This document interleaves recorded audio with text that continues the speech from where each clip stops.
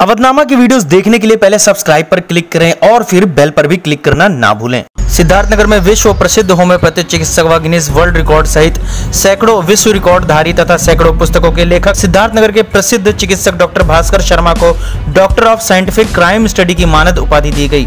Doctor Sharma को यह उपाधि international security and strategy studies college Nigeria द्वारा शिक्षा अभियान और समाज सेवा, विश्व शांति, विश्व कल्याण और सद्भावना हेतु मानद उपाधि देकर सम्मानित किया गया।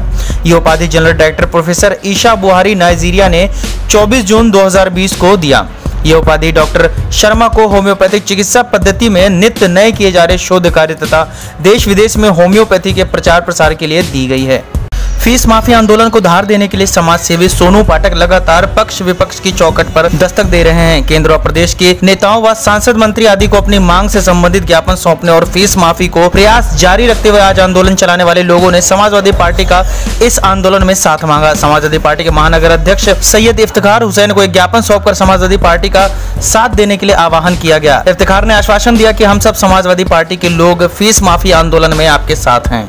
गरीबों और महिलाओं की उन्नति के लिए बढ़ चढ़कर कार्य किया और उत्तर प्रदेश का विकास किया। यह बातें उत्तर प्रदेश सिंधी युवा समाज के प्रदेश अध्यक्ष ओम प्रकाश ओमी ने उत्तर प्रदेश की पहली महिला मुख्यमंत्री सुचिता कृपलानी की 112वीं जयंती के अवसर पर रामनगर कॉलोनी स्थित शिवालय परिवार में आयोजित विचार गोष्ठी में कही। उन्होंने कहा कि श्रीमती कृपलानी ने देश के लिए अपने परिवार और मां बनने तक का सपना त्याग दिया। प्रदेश के मुख्यमंत्री रहते उन्होंने कई ऐतिहासिक फैसले किए।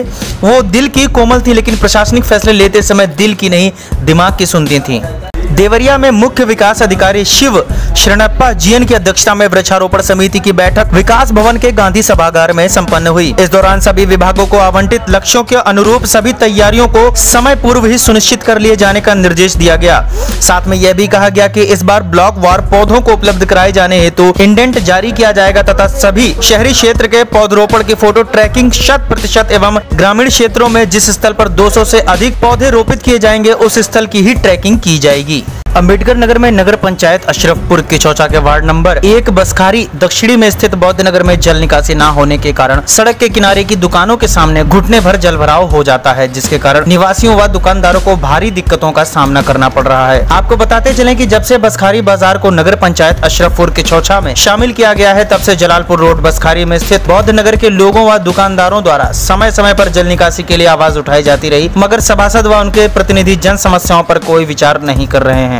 समाजवादी छात्र सभा के द्वारा मुख्यमंत्री को संबोधित एक 4 सूत्रीय ज्ञापन उप जिलाधिकारी को सौंपकर कोविड-19 के कारण महीनों से स्कूल बंद होने, शिक्षण संस्थाओं में अध्ययनरत गरीब छात्र छात्राओं की संपूर्ण फीस माफ कर उन्हें बिना परीक्षाओं के प्रोन्नति देकर उनकी आर्थिक स्थिति को ध्यान में रखते हुए 2000 रुपयों की आर्थिक मदद दी जाए। कानपुर के बालिका संरक्षण गृह के दोषियों के विरुद्ध सख्त कार्रवाई। पेट्रोल डीजल पर 200 गुना से भी अधिक लगे टैक्स को तत्काल खत्म कर वादे के अनुसार पेट्रोल सस्ता किया जाए। देवबंद में रेलवे रोड पुलिस चौकी परिसर में बनाए गए शिव मंदिर का गेट सड़क की ओर खोलने का मामला पूरी तरीके से राजनीतिक हो चुका है। गुरुवार को पूर्व सांसद राघव लखनपाल शर्मा देवबंद पहुंचे और मौके मुआयना करते हुए प्रशासनिक अधिकारियों से वार्ता की। इसके साथ ही उन्होंने जिलाधिकारी अखिलेश सिंह से फोन पर वार्ता करते हुए गेट को खुलवाने की मांग की। देश में लगातार पेट्रोल और डीजल के दामों में बेतहाशा वृद्धि जारी है। 18 दिनों तक की गई वृद्धि के विरोध में आज उत्तर प्रदेश कांग्रेस अनुसूचित जाति विभाग के प्रदेश उपाध्यक्ष तनुज पुनिया, जिलाध्यक्ष मोहम्मद मोहसिन, शहर अध्यक्ष राजेंद्र वर्मा फोटोवाला की अगुवाई में कांग्रेस जनों ने गांधी भवन से निकलकर प्रदर्शन किया। प्रदर्शनकारियों के सिविल लाइन चौकी पर पहुंचते ही विरोध प्रदर्शन करने वालों को पुलिस बल द्वारा रोक लिया गया, जहां पर कांग्रेस कार्यकर्ता व पुलिस प्रशासन में झड़प भी हुई।